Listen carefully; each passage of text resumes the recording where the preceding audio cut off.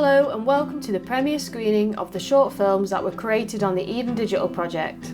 Eden Digital launched in February and engaged members of the LGBTQ+ community in 15 two-hour interactive online filmmaking workshops, alongside group discussions, feedback sessions, and a one-to-one Zoom call which was available for each participant on the project. The aim of the course was to empower the participants with all the tools they needed to make a film using just their phone or whatever camera they had available.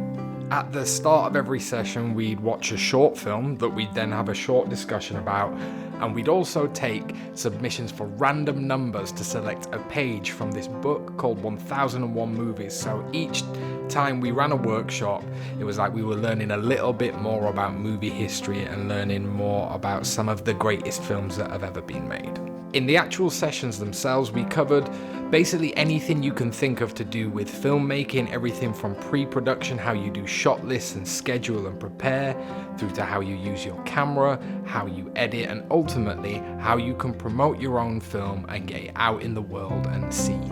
Alongside our filmmaking workshops, professional filmmaker and former Eden participant Amanda Prosser delivered a workshop talking about their filmmaking career. We also had Amy and Sean from Film Hub North deliver a session providing invaluable resources for filmmaking. We are so excited to share with you the films that have been produced on the project. We hope you enjoy. The film is called Made Up, a Trans Origin Stories, and it's about me trying to work out what to do with my face. Because I spent a very long time completely ignoring my face. So I had like a distancing thing from myself, from my face and my body. I just had no interest, like I didn't really recognize it. So when I suddenly sort of realized about my transness, I had to now like deal with this person that I didn't know. Which was interesting. And I ended up doing that via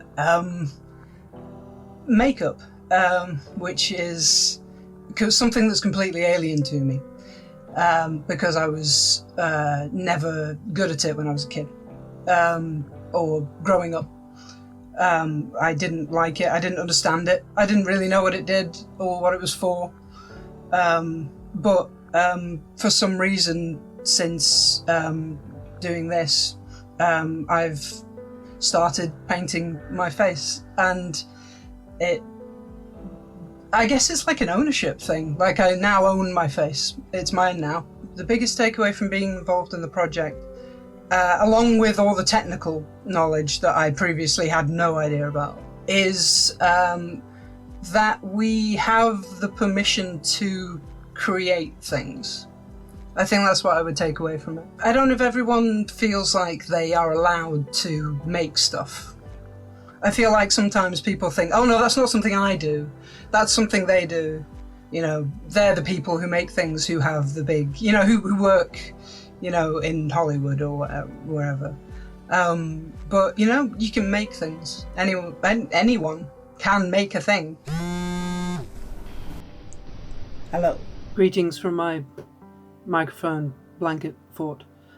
My dad got me some lights for my birthday, so I'm doing the very professional way of posing those lights via sticking them in boxes of toys. Attempt to diffuse light.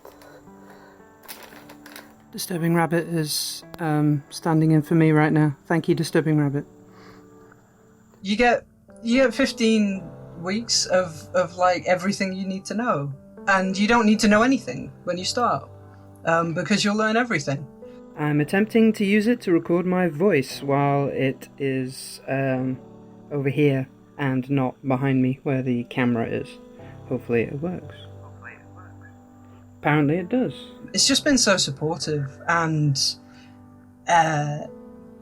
just incredibly liberating as well for someone like me who, you know, I work, I have a full-time job, I have a kid, I, you know, have commitments, but you can be like, no, for 2 hours I'm going to go and do a thing, and I'm going to be a person who has ideas, you know. history is written by those who create a narrative for themselves and for their group, I guess, for their interests. I mean, LGBT people have existed forever, right? But if they haven't had the chance to write their narratives, or they haven't had a chance to tell their stories, then it's not that they don't exist, but that they don't exist in like the consciousness. And those stories aren't told, and they should be told.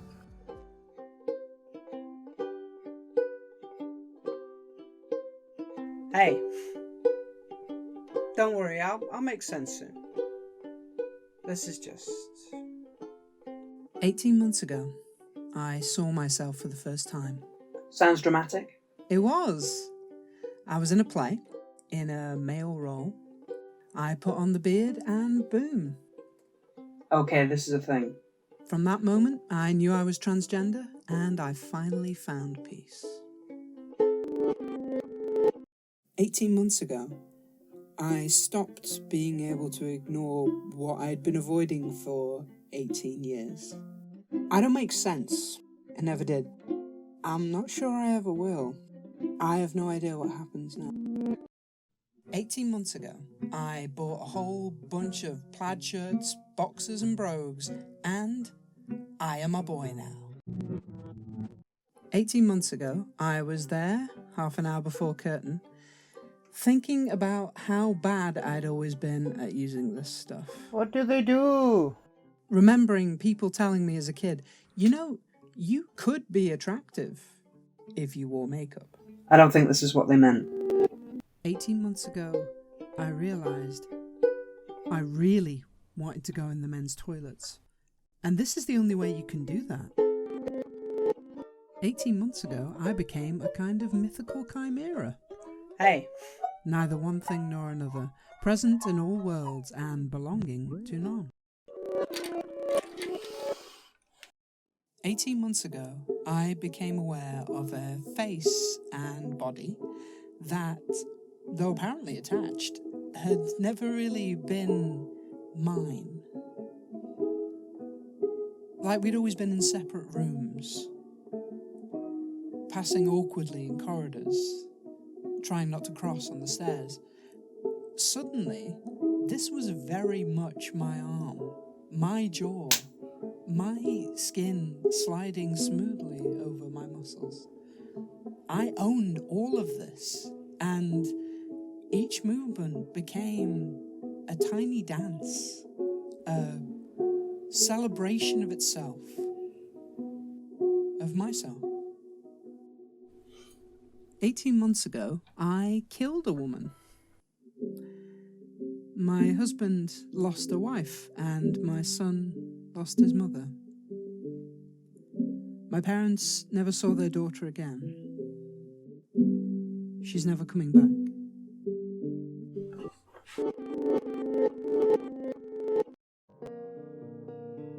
"18 months ago, I thought for a second I saw something.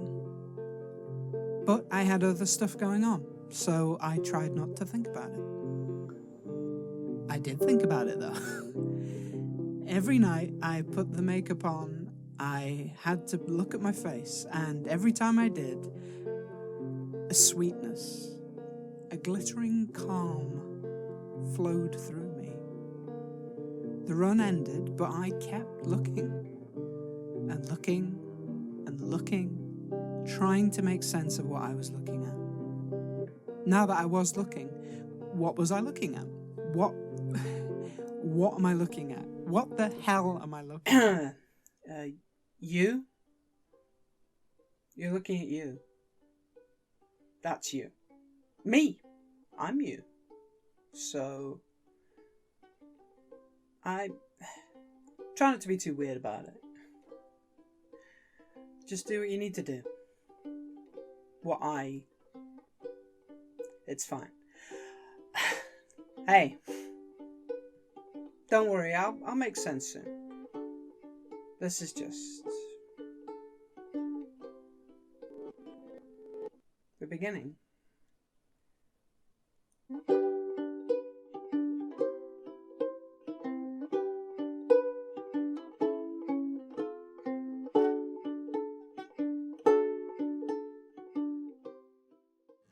So my film is called Zunes, and it's about an experience I had both in D&D and kind of like an exaggeration of that. It was super enjoyable, kind of an advancement of what I'm used to. It was nice to work by myself actually because I could control everything. I've wanted to make like a full cardboard suit of armor for a long time, just for fun and for like cosplay reasons. And so why not now?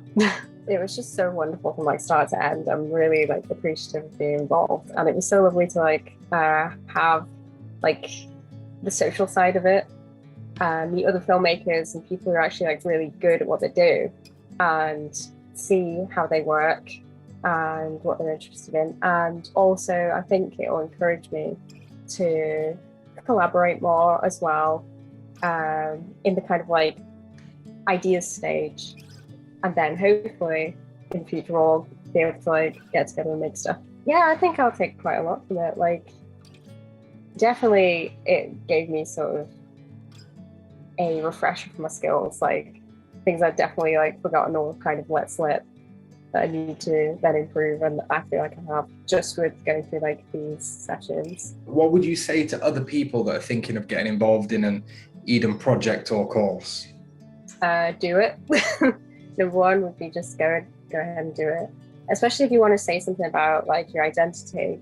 I think it was such a lovely opportunity to have conversations with like-minded people about like identity in film, and like queerness and things like that, which was nice. And yeah, if you feel like you don't have the skills, it would be a great way to build them because it was so accessible at every level, I thought.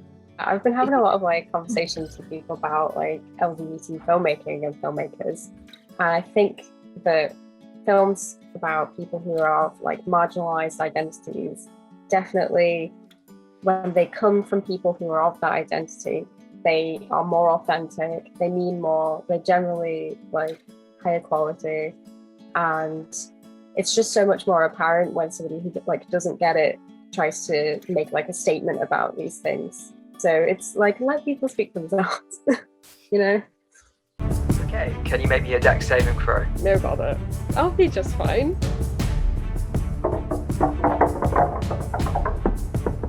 Oh, no way. No way. Go on. Not one. So what happens to me?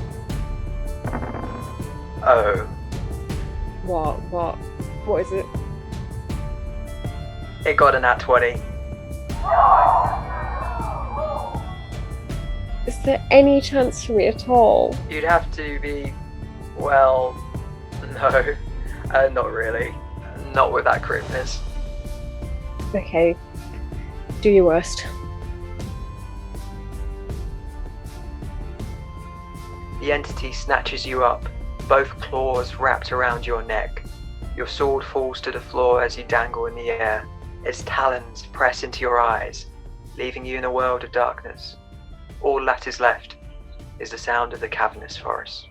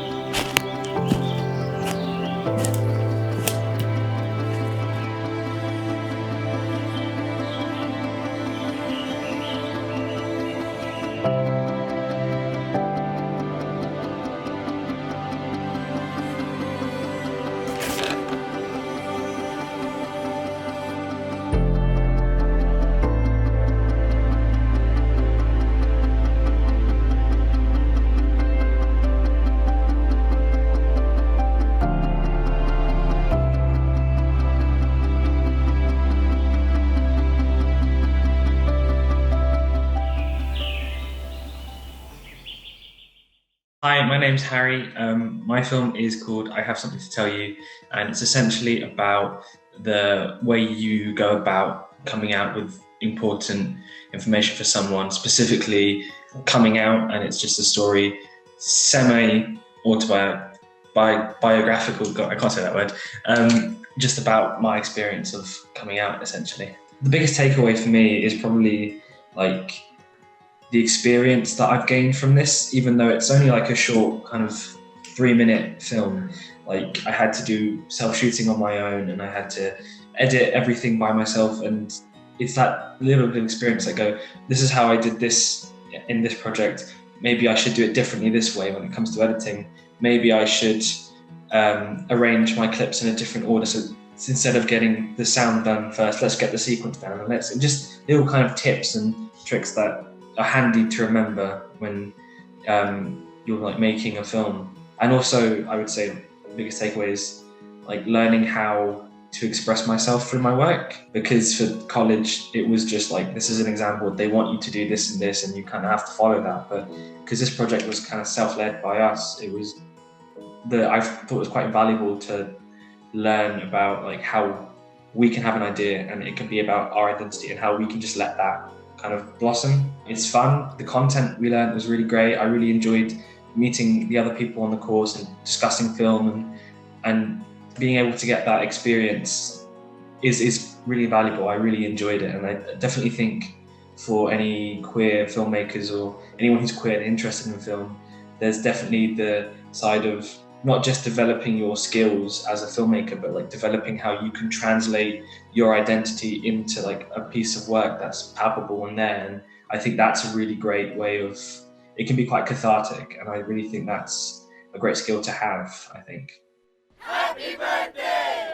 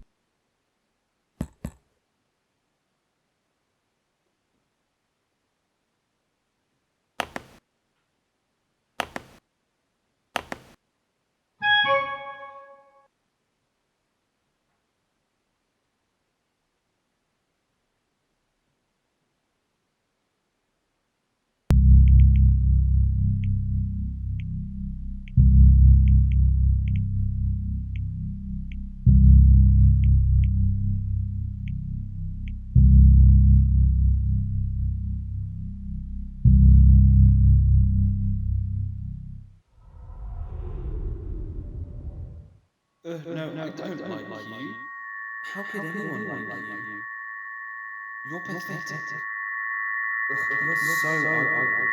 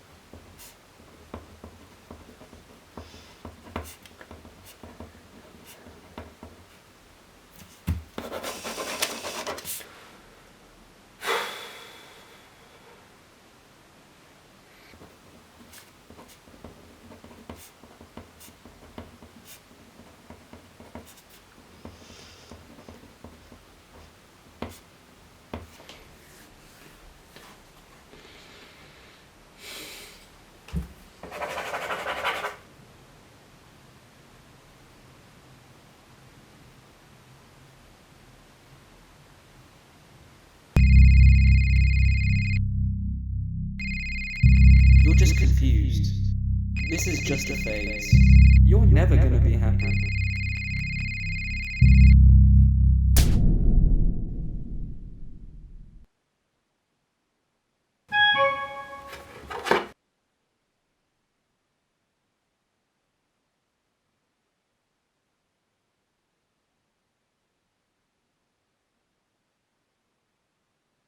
You look nice today. Oh, thank you. You too. Okay, no holding back this time. We have to tell him how we feel.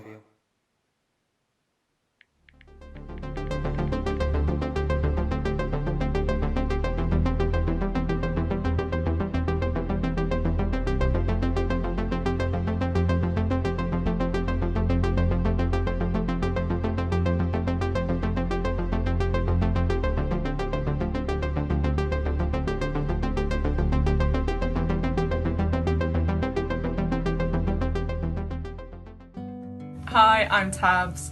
My film is called Food for Comfort. I wanted to explore my relationship to food, and I spoke to friends and family about their experiences of comfort food and decided to animate it.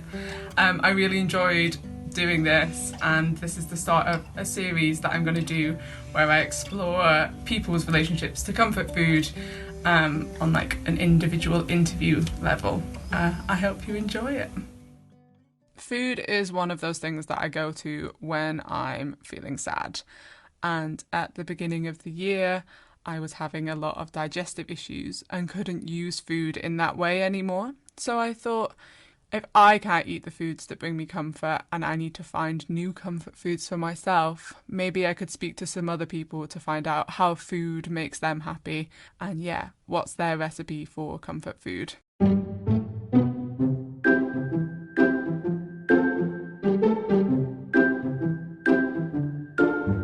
The perfect donut is like slightly crispy around the edge, but the inside is like nice and fluffy. It needs to be like really squidgy and soft. I like it that my first bite is like not got any jam in it, and then I find where the jam is and it's like tastes super sweet and it like dissolves a bit in your mouth. There's always a point, like I'm, I don't know, comfy in my bed, eating my instant noodles in front of the TV show, and then I suddenly have to stop it and like run to the toilet to get toilet paper because my nose is runny because it's slightly more spicy than I remembered, and because of all like the fog on my glasses and the warmth on my face. Sausage and mash, and I think that's because it reminds me of being little and having it made when I was younger. It's got a bit of different textures in it.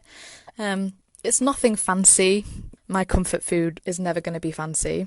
It's just something that's easy to make, quite filling, warm. That's my favourite comfort food. So I like a berry salad that's got a really good green base to it. And then I like cutting the peppers into circles. So you've got all your red and your yellow and your green. But then I've got to try and find something blue. So sometimes I get away with a purple red onion. But then sometimes it's good to like stick a couple of blueberries in it or a blackberry.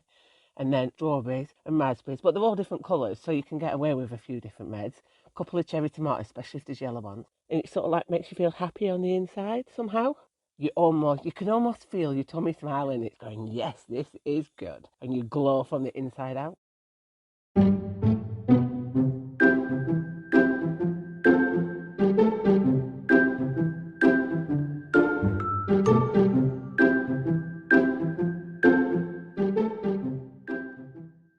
My film is called Kip, and I'd worked with Eden before on a project, a similar project, and my dog Kip had a bit part in it, and backed by popular demand almost, Kip's going to be the main star of this one. And that's really because the audience reached out to me and said, we loved Kip in your movie, can you make a movie about Kip? And I thought this would be quite a good take on how a dog or a canine companion specifically supports an LGBTQ+ person, i.e. myself, particularly going through sort of changes in my life that's happened and with the pandemic that's been going on for everybody over the last 18 months or so. I think you've heard the old adage, never work with animals and children. There's a reason why they say that in movie making. I probably shot, quite a lot of hours of film, and of course this is a 3-minute or so movie, so there's lots of outtakes. Some of them are quite comic, some of them aren't so comic. So we're on the East Essex coast to do a take, and the dog's gone AWOL. So my star is not playing today. This is the only day we got to film. The wind's bad. There's no sunshine, and the dog's gone AWOL. I think really in many ways it's It's the coming together of people with lots of different skills and abilities coming into movie making from different starting points and just being able to interact with a new cohort. Well, I think for me, I came to Eden as a film watcher, if you like. So Eden runs, or when it's not pandemic times, it runs a trans film festival every year. And I was really keen to come and watch those films in person. The pandemic happened. So I hadn't really contemplated coming on a film course before.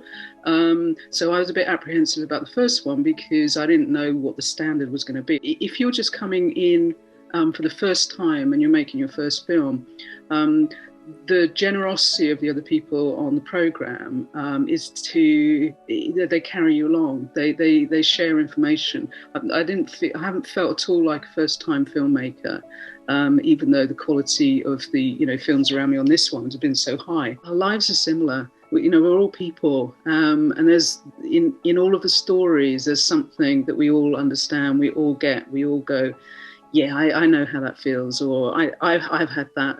And so I think getting people in the community to actually be the ones holding the camera, writing the scripts, appearing in the movies, telling stories about their lives, I think that's what is really important.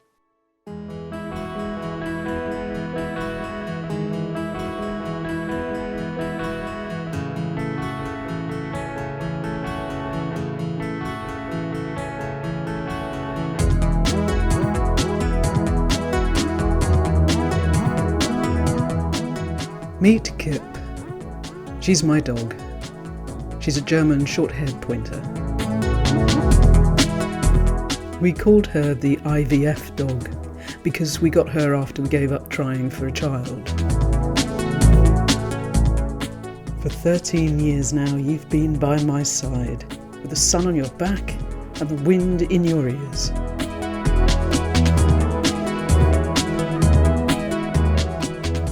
You've shared my passions for the outdoors. We've walked, raced, trained and swam together. We've even protested together.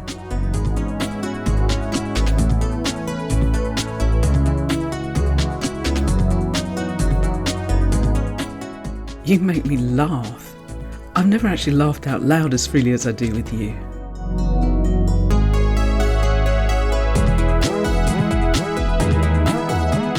And when our family disintegrated and I lost my way, you were there, keeping me whole.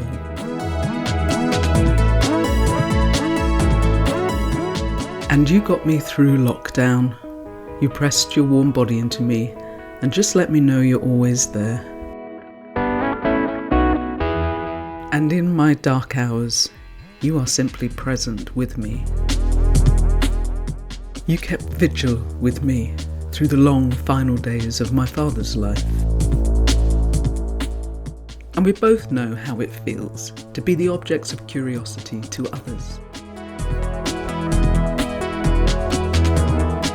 And now, in your hour of need, I'm by your side. Because you need me, I get up in the morning.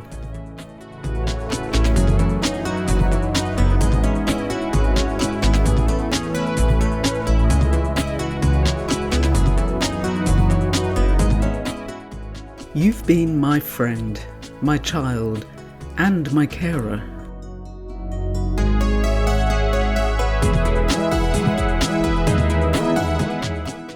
And now we have come back to where we began.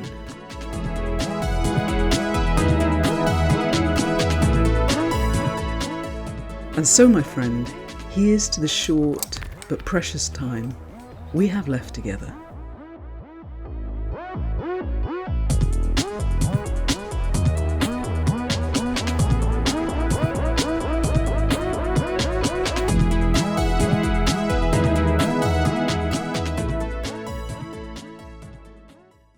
My film is called Puck. It's a piece of fiction, and it really tries to capture an emotion rather than a plot, although it does have a plot, thankfully. It's more about trying to capture that mix of fear and lust that I don't think is particular to the gay community or to cruising or anything. It's just that a sort of weird way we seesaw between danger and pleasure. I do have experience in the industry. I do have experience of shooting my own stuff, but it was very different, and particularly trying to do it all on my own because of obviously the apocalypse. But silly stuff that you think, oh, shooting outside, easy, fewer obstacles, you haven't got to worry about lighting and stuff.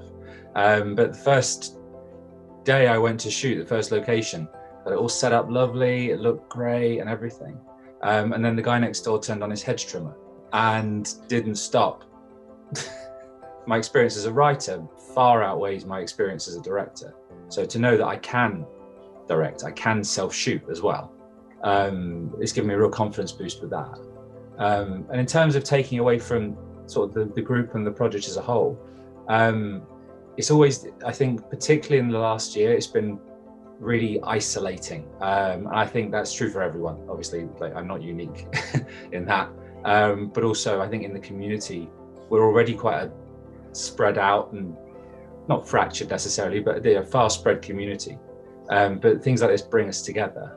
And it puts you in with people that you'd never necessarily normally meet. To have that regular, weekly check-ins, maybe not the right word, but that appointment almost, that appointment to make, which is a happy appointment to make, to look forward to so that there's always something creative that, every week you're going to meet some creative people, you're going to talk about things you like, you're going to watch a movie you might like or you might hate, but you'll respond to it.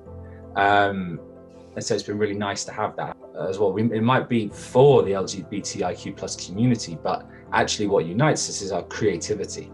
We're at this stage where different minorities and different communities are beginning to get a little bit of influence, a little bit of a light shone on them. That doesn't mean there's equality, and there really isn't. So from a social point of view, we are still a disadvantaged community. We're still victims of discrimination daily in every walk of life. Our opportunities are slimmer, it's harder to get started, and there are people that turn us away simply because of who we are. Giving people a voice, like we have, obviously like everyone on this project has had, been given their chance to share creatively their lives. I think it does something that you can't get from simply having a filmmaking project that has 2 slots available for someone from the community. I think that it's harder to get a voice heard, and there's fewer voices that are heard, and it can be tokenistic. Whereas when you have an LGBTIQ+ focus on a group, it draws in, it's broader.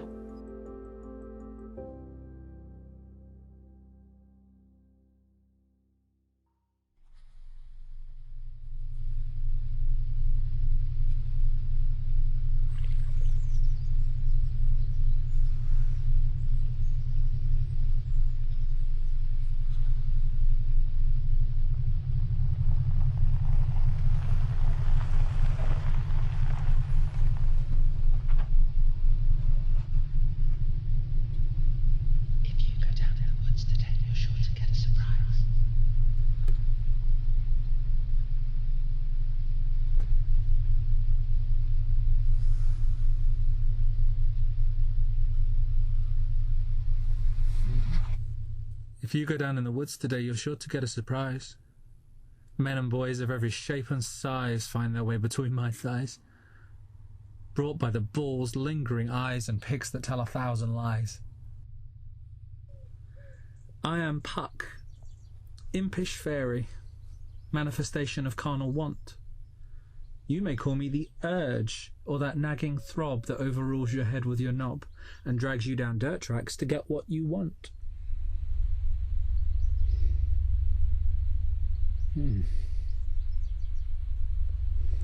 River of life, hail dirty stream, strewn with poppers, lube and the johnnies they never use.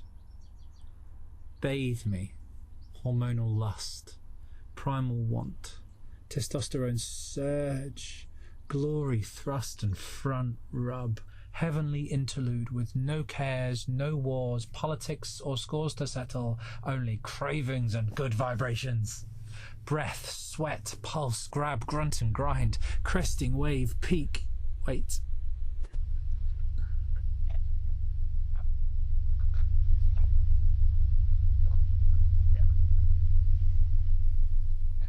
Something's not right. River Carry too, those poor boys who got unlucky. Snuffed. Bobbing like soiled corks.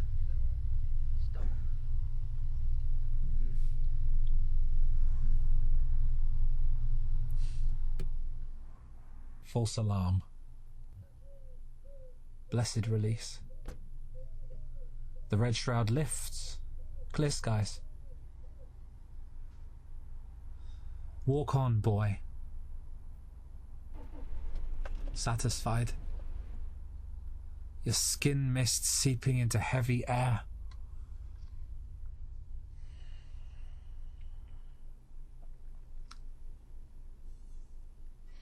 So they come.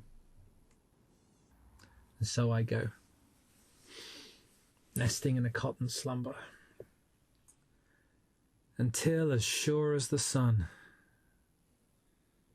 again and again, they come.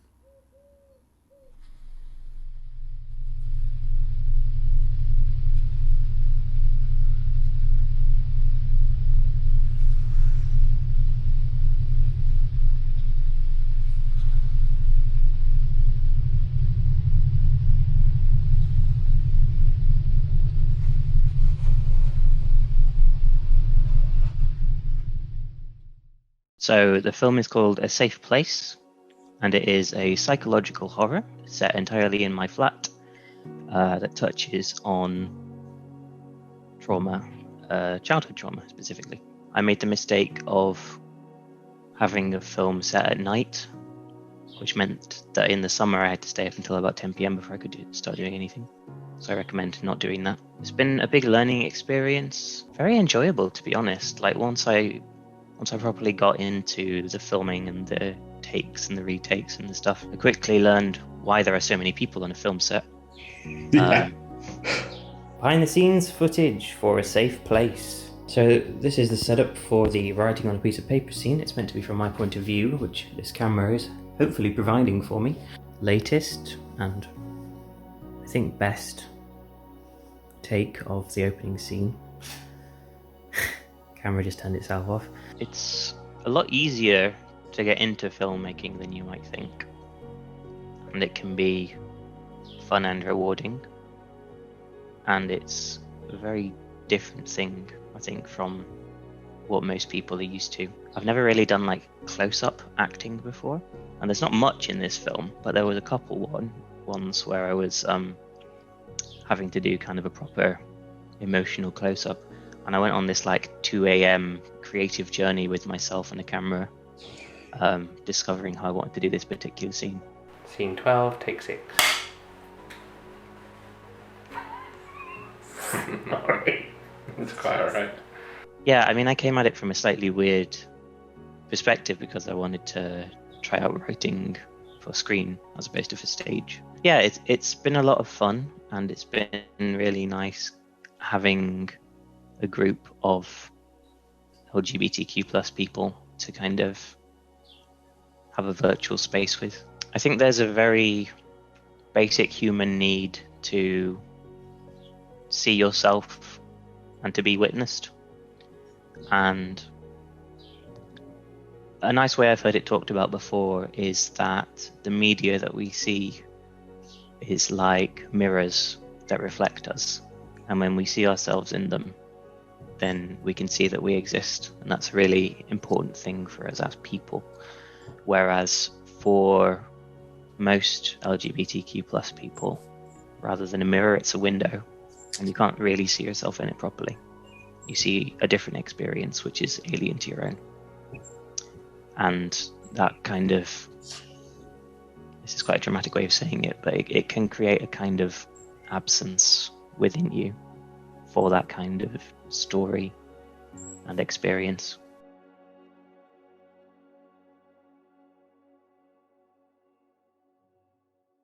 Remember to cover up all the mirrors before it gets dark, and to lock the door so no one can get in. Getting chilly.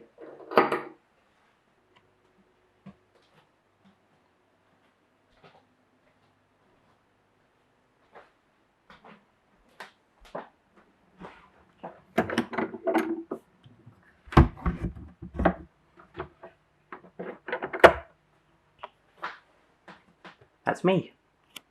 Hello, me. Peekaboo.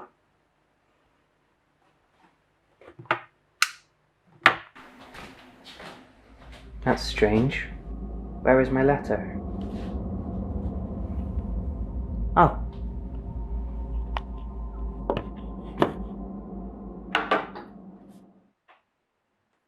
I'm sorry it's hard. When you get older, it gets better. Didn't I close the window?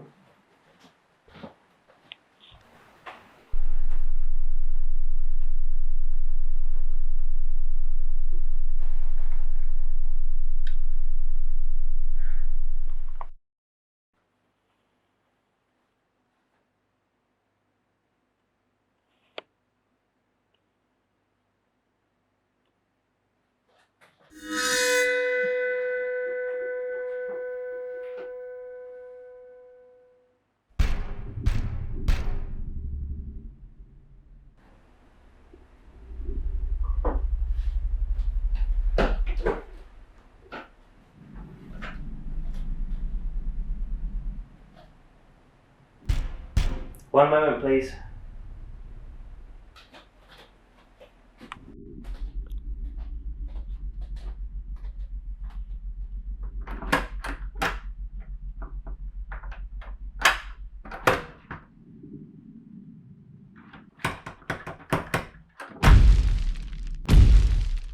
Sorry.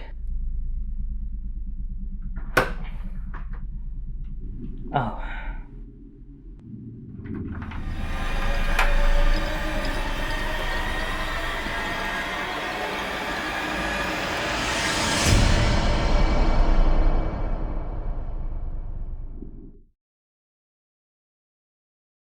Boys who play jokes like that are the worthless ones. Just ignore them, they will get bored.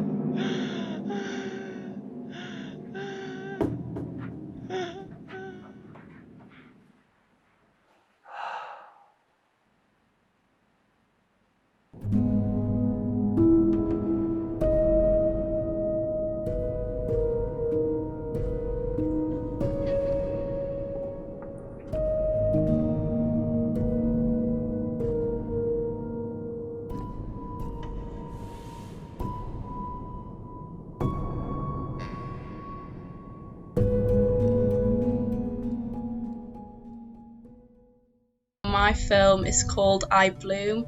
It's a narrative film, you could call it. It's based around a short poem, and it's just based on me like performing it. And it's all about the not so great sides of experiencing lockdown and how we've been feeling about it, etc. And I wanted to cover quite a lot of viewpoints, and especially the main one that I was feeling was that it was very hard to be present, because especially when times are really hard and you're in a situation that you don't really want to be in, you just think, oh yeah, I bet this would be nice, or you just rather be anywhere than now. I'm filming in my own house, so I have to be mindful of like my family who live with me, and sometimes they can be a bit loud, so it was a bit chaotic at times, but and the editing process, that was also a little bit of a challenge as well, because I firstly started my laptop and then my laptop wasn't really working with the 4K footage, so I started editing on my brother's computer, which is going much more smoothly, you know, and it felt really liberating to just be, you know, I'm gonna do this because I can, and no one can say, you know, that I couldn't do it because I was too scared to, or etc. And actually seeing, you know, the footage going and seeing how it actually is going how I imagined it to be, that does feel really good. And yeah, I think the biggest takeaway is that I need to stop doubting myself and just go for things. It can be very lonely at times and isolating, especially if you're in a culture or in a family that you can't feel safe to come out as, especially when you're a young person and you're still depending on them and you don't feel safe enough to come out, because otherwise you might lose that support, which sometimes does happen unfortunately, and it shouldn't.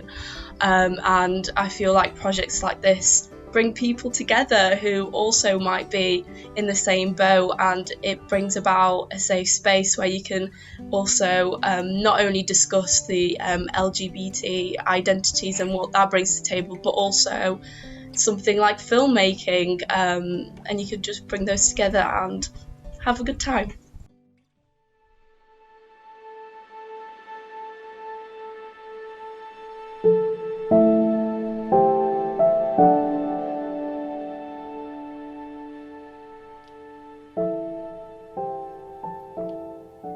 Since November it's been freezing. The coldest winter yet. And the loneliest.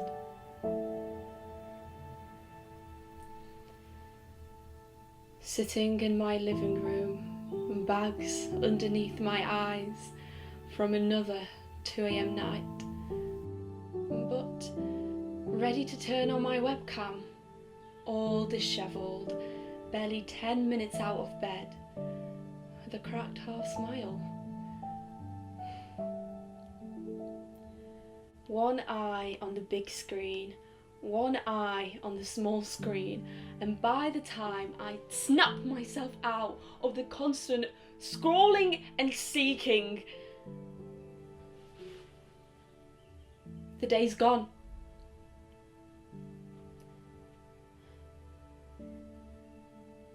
I feel like I'm frozen in time.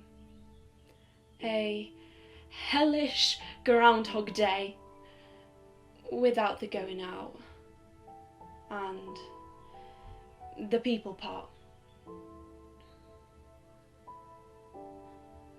However, since last week, my mum placed a vase of Madonna lilies on the tabletop. The white petals curled like the softest hair, and the scent of the finest champagne, and the pollen that leaves your fingers neon orange like you stuffed your face full of what's-its. What? Each morning another bud opens, a new day, and soon after withers. A cycle of life, a cycle of time.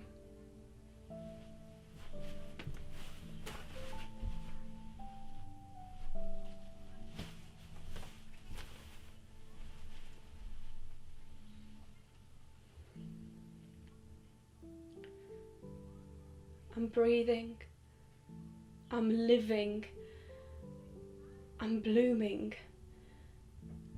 every single day.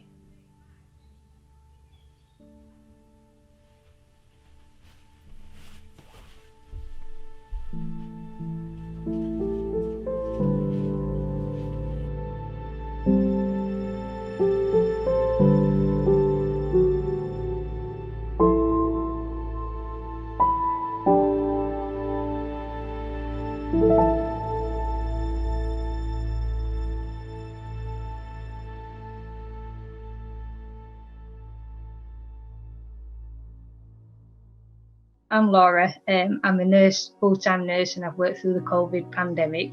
However, I am a writer on the side.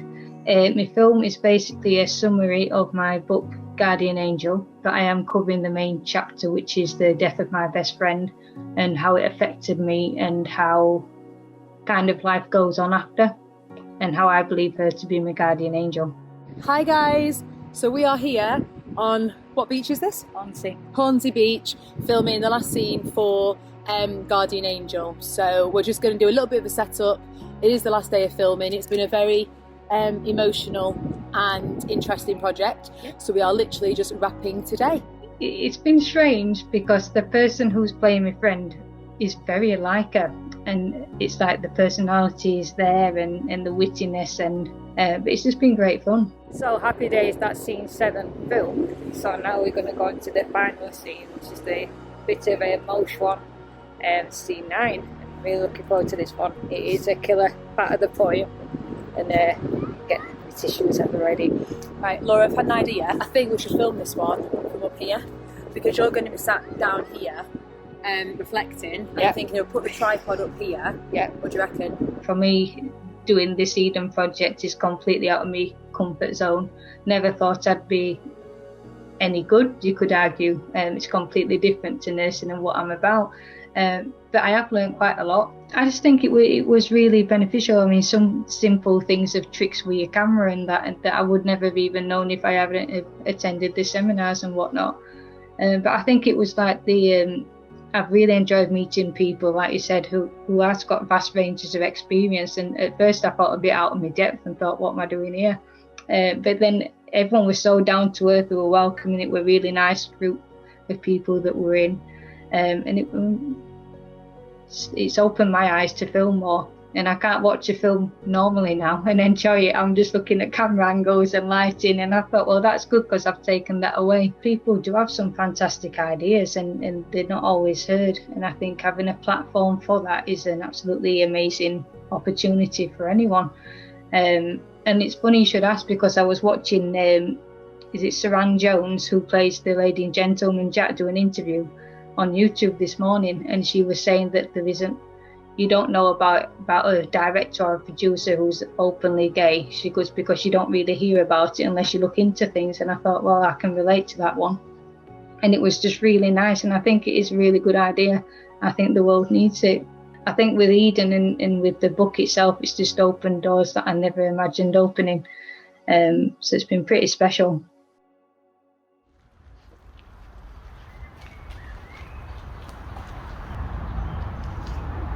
So how are we celebrating 21st? Well, I was thinking a bike ride round Euston, a meal out with my family, and then we'll hit the clubs and we'll dance to trance. Woo! And then the next day, I'll take you to the lighthouse. Oh, that sounds perfect. I can't wait. Me either.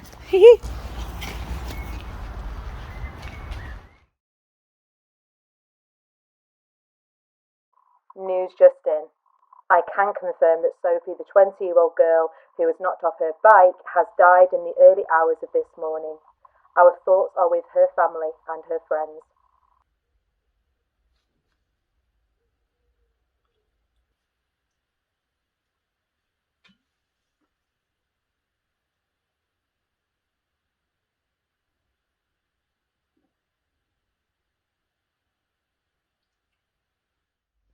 Just me and you now, Billy.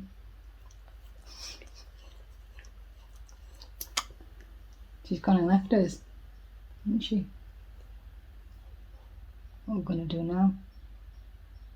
Will you help me? Give us a hug. I will help you both too. I am right here.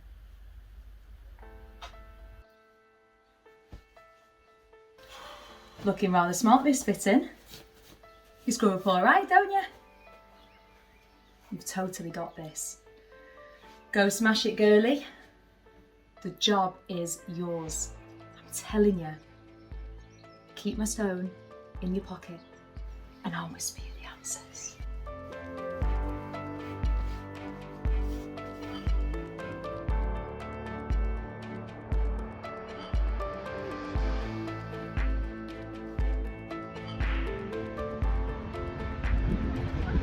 meet me at the lighthouse in Easton, the one by the sea.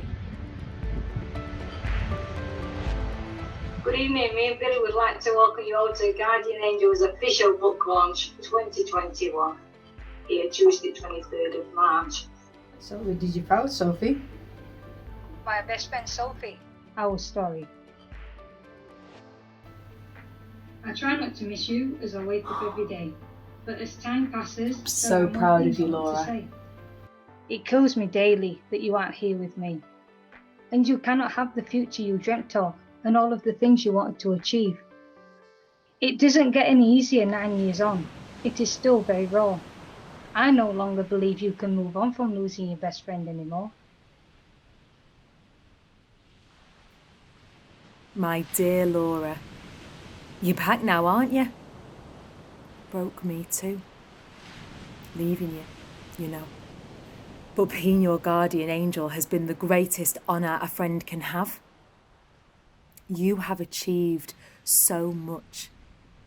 And I have watched you and cheered you along all the way. I am so proud of you. I miss you. You can have the future you planned. I'll be right there by your side, even on your wedding day, as if I'd miss it. I love you, and I will guide you through, but there is something I need from you. It will be a struggle. This I know. Stop torturing yourself, and please, let me go. I will remain here, guiding you your whole life through. And please tell Billy I do love him too.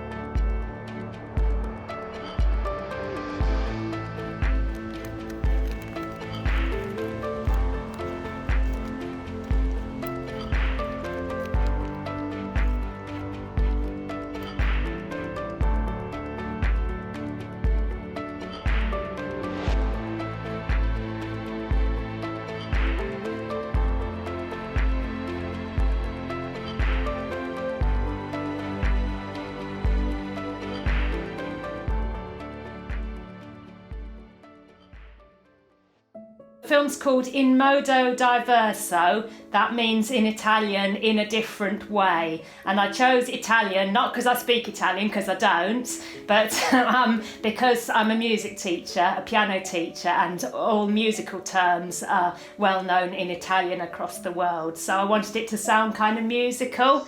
So it's about my experiences at work, and also being LGBT and autistic and how those things link together.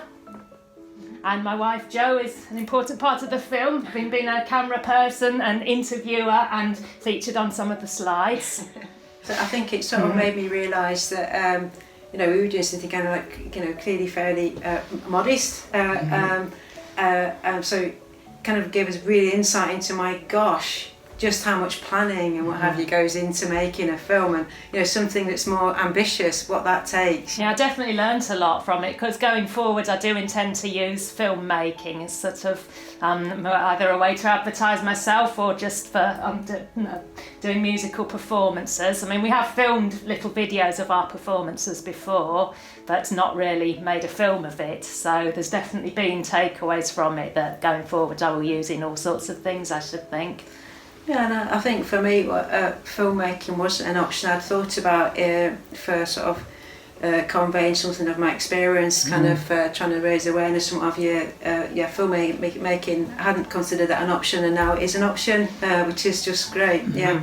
Whenever been involved in anything where there's been Eden kind of like leading it or organising it, what have you, the experience has been, I felt at ease and comfortable in a way that there are a few places I feel so at ease and comfortable, at ease and comfortable, and the opportunity to sort of just learn, in such a great environment, yeah, absolutely would encourage people to go for it. Yeah. Visibility is just so important, and when we're not visible enough generally in the everyday world, and just positive LGBT things just need to be out there a lot more. So yeah, it's very important. Absolutely, yeah. I second that, Madge. And I think sort of,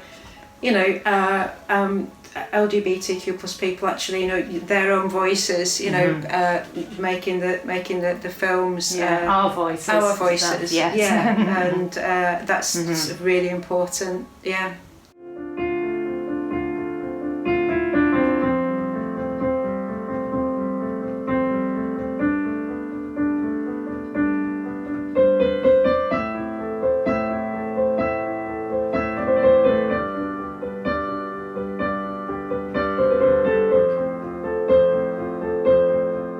I always knew that I was different. My differences didn't have a label when I was a kid. I didn't feel I was like the other girls. I didn't fit in, and I realised I was not straight. In my teens, I used to spend school break times in the music practice block, alone with a piano. It was preferable to the noisy din of the playground, where I was known as weird, ugly, four-eyed, handicapped freak. I had no friends. Music was a safe haven for me.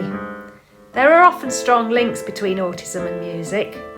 Music is built up of logical patterns, and when combined with our enhanced auditory sense, it can invoke intuitive responses in some of us. Why did you want to become a piano teacher, Madge? Well, I wanted to share my passion for music. I wanted to be a safe haven for my students in the same way as my teachers were for me. I went to teach at training college, but I failed to get a job as a classroom teacher. I had no help with interviews, and I now realise I communicate in an autistic way. But it worked out for the best, as I'm far better suited to one-to-one teaching. You've been teaching for over 25 years now, Madge. Reflecting back on your career, what have been the highlights so far? Well, there have been many, but I'll pick this one. I taught 2 autistic boys over several years. Both struggled with verbal communication, but had amazing musical ability and perfect pitch. And they seemed to really click with me, and they're now studying at music college.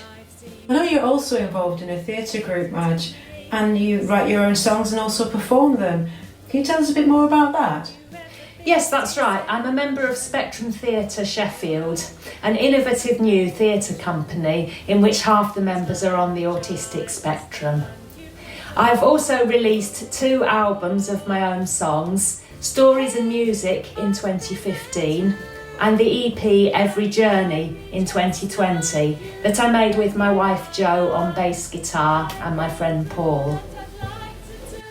Reflecting on your life to date, Madge, what advice would you want to give your younger self? Your fresh perspective is always valuable.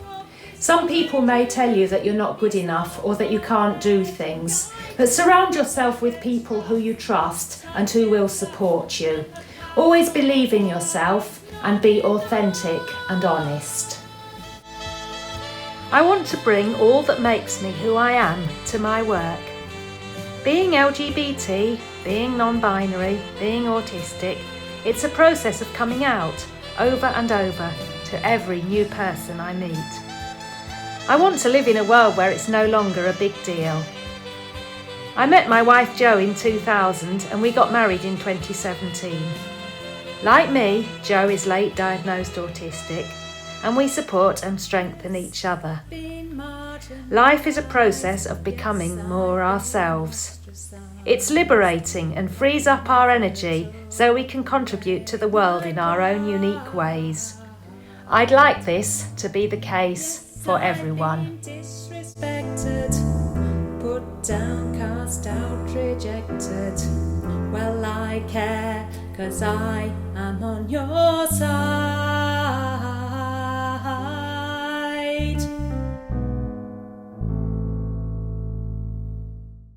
Hi, I'm Matty, also known as Panic in the UK, and this is my film Morph. And I would describe Morph as being about the experience of having an identity that is fluid, when you live in a body that is solid, as most of us do. It definitely draws on the Animorphs books, that will become very obvious, but also the stop motion character that a lot of us grew up with, Morph. I think that the film industry, and even like in the amateur filmmaking community, straight men still very much dominate. I think there can be a lot of gatekeeping, there can be a lot of macho behaviour, that's been my experience. And I think one of the advantages of having a queer group, we're not a monolith, you know, we don't all have the same experiences, we don't all have the same views, but we do all know what it's like to be the odd one out in a room. And I think it's great to be in a place where everybody understands what that's like. And that can make you feel a lot safer, and like you're not having to be a representative for whatever demographic you belong to. I definitely ran into a lot of challenges while I was making this film. First of all, I'm not a naturally gifted camera person, and unfortunately this is something that I discovered after enrolling on a postgraduate film course. So focusing more on the theory side these days. But, you know, also making something completely alone, didn't have anybody to help me set up my shots, zero budget, don't have a good camera, the lighting in my house isn't that great, so, you know, a lot of challenges, and my ferrets were in the way a lot. But I think probably the biggest challenge actually was my own lack of confidence. Maybe being afraid to try things, maybe being worried that I couldn't do it properly if I didn't have the right equipment. And I think that's probably going to be the biggest takeaway for me from this experience, is to stop worrying about that, stop asking for permission, you know, just make things, even if it's not perfect, even if your camera isn't great, even if it's rough around the edges. Because either you end up with a film that isn't perfect, but, you know, you learnt something or you expressed something, or you don't do it and you end up with nothing and you don't learn anything. So sometimes it's just better to go ahead and do it, even if it's not going to be perfect. And I think overcoming that perfectionism in myself and that kind of desire for validation or permission from somebody else before I do it is something that I'm trying to overcome, and this has been part of learning that for me. Anyway, I hope you enjoy the film.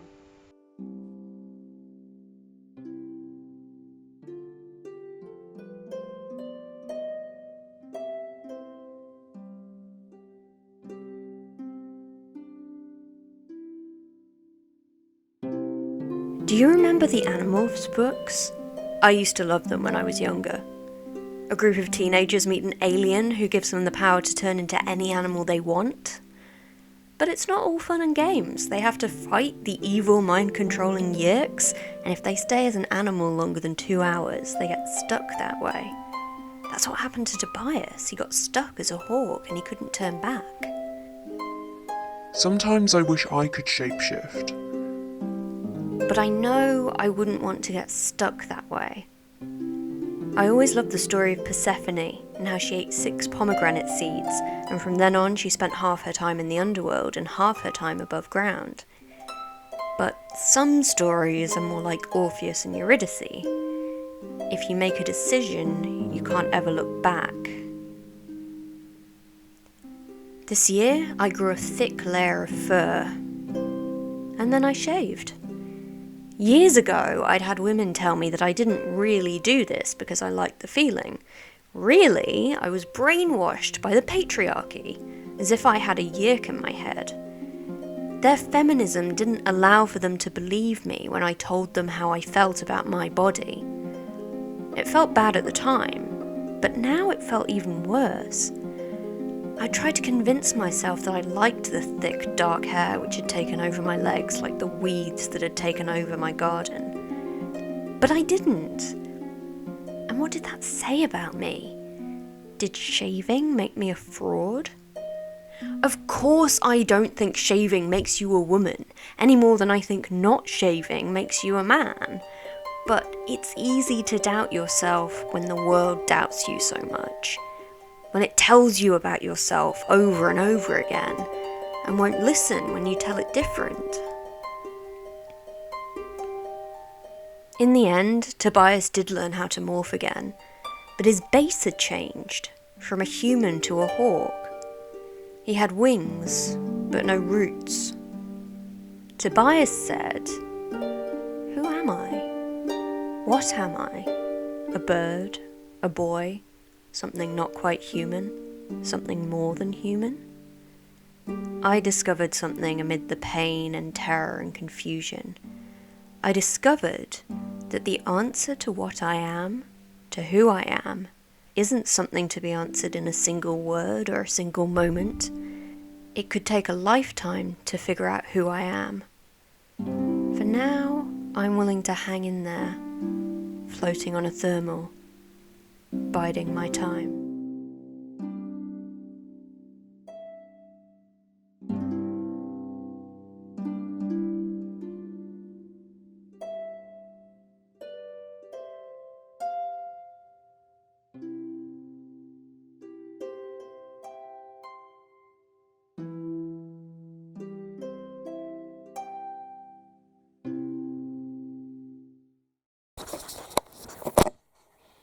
So my film is called Champorado, which is Filipino for chocolate rice.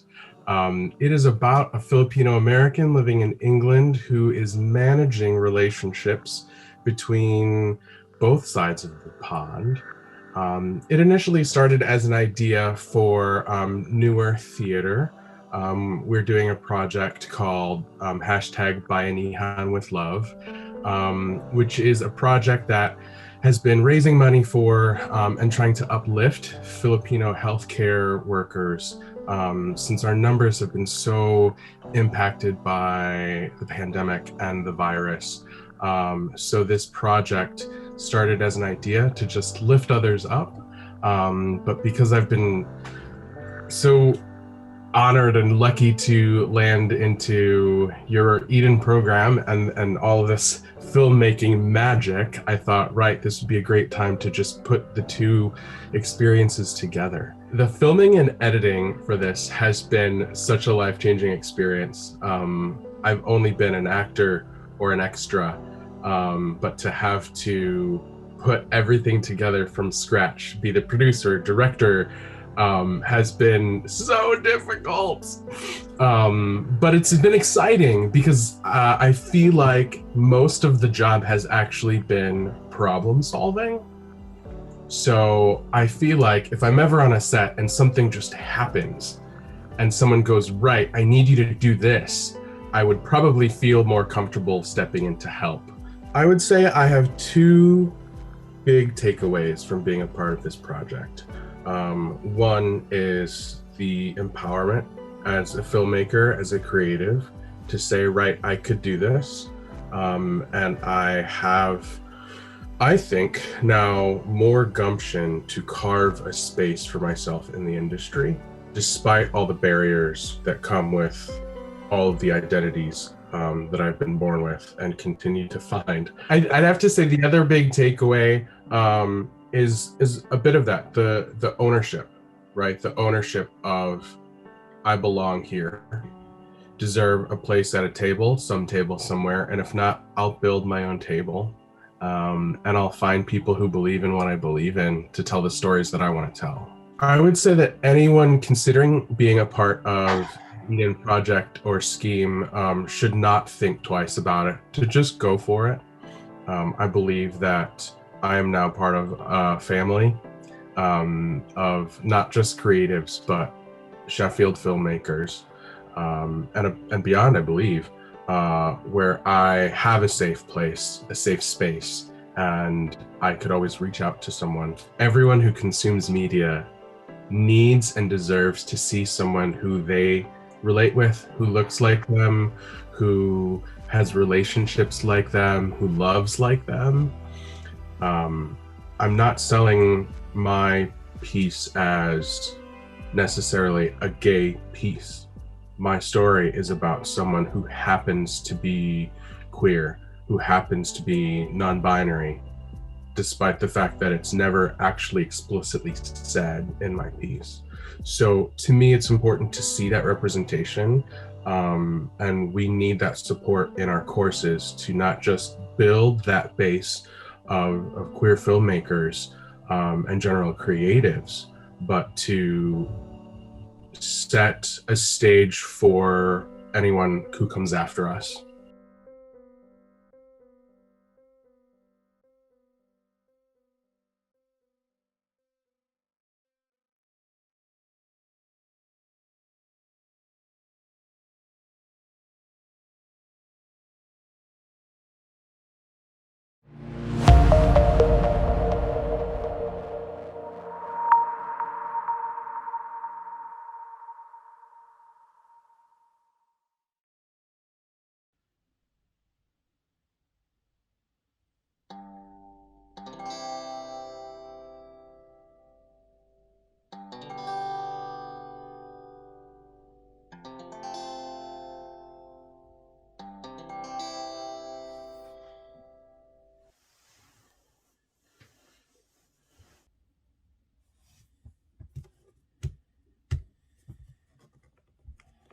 You have one new voicemail from Gladys.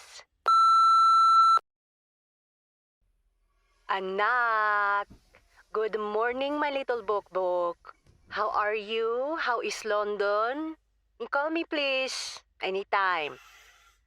You know, even though things have been busy at the hospital, I'll call you back. They have us working, the extra hours.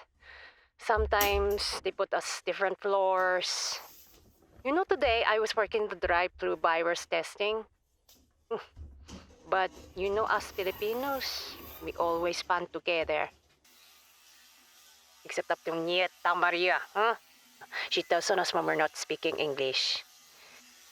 Ay. Anyway, have you met any Filipino friends there yet? Or maybe you found my future son-in-law on those, the scrappy or the grinding apps? I don't want you to end up alone. Living without your dad is harder than I thought. God rest his soul. Your brother has a girlfriend. You need to find your own Willie already. Huh? I love you. Call me. Hey Ma, your rice bug is fine. The prince's nickname is Wills, not Willie. But we're not talking about my love life, okay? And I'm in Sheffield, not London. Anyway, I heard it's as bad there as it is here. It's kind of scary. The number of Filipino healthcare workers impacted here in the UK. I can't help but worry about you too, Are you taking your breaks at work? Sorry that I've been so busy with my writing. I'll call you soon, I promise. And more often. Love you.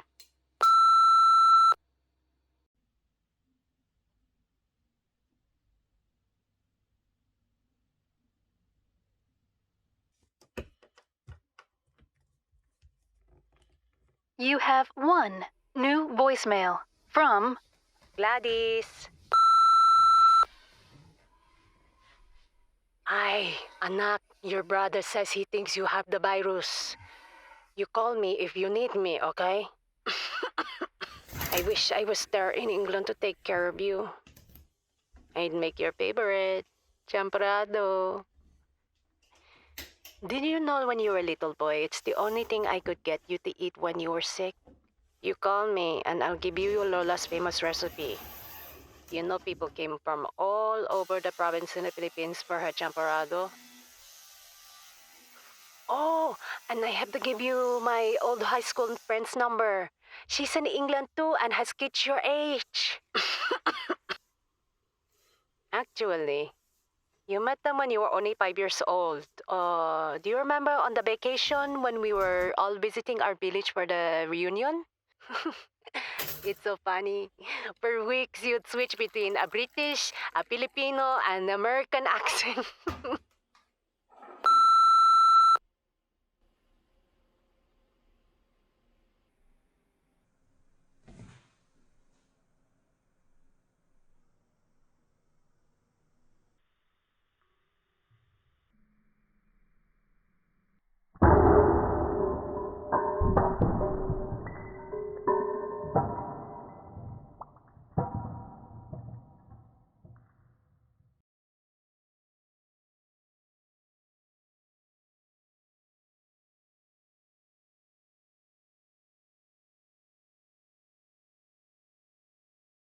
Thank you. Thanks, guys. Thank you. Bye. Thank you very much. Bye. Bye. Bye.